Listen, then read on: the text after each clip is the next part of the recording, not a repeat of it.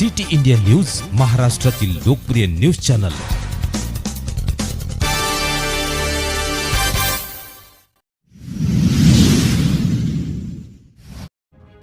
महाड शहरामध्ये चोरट्यांचा धुमाकूळ, पोलीस प्रशासन गाढ झोपेत। महाडमध्ये चोरट्यांची दहशत सुरूच, पुन्हा 2 फ्लॅट फोडले।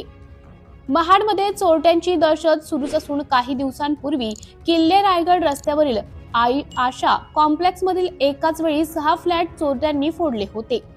त्या घटनेचा तपास पोलिसांमार्फत अजूनही सुरू असतानाच महाड शहरातील नावेनगर भागातील ग्रीन पार्क या इमारतीतील 2 फ्लॅट फोडल्याची घटना शनिवारी 21 डिसेंबर 2024 रोजी सकाळच्या सुमारास निदर्शनास आली आहे।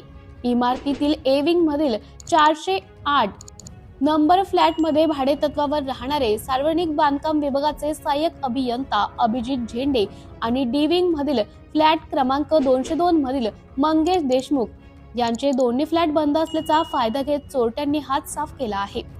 घटनेची माहिती मिळताच महाड शहर पोलीस त्वरित घटनास्थळी दाखल झाले असून तपास सुरू आहे। पूर्ण तपासातच चोरट्यांनी कितीचा ऐवज लंपास केला आहे याची पूर्ण माहिती मिळू शकेल।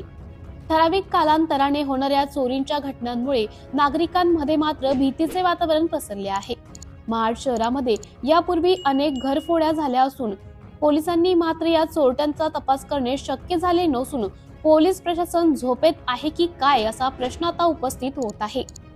सिटी इंडिया न्यूज साठी प्रतिनिधी निलेश लोखंडे।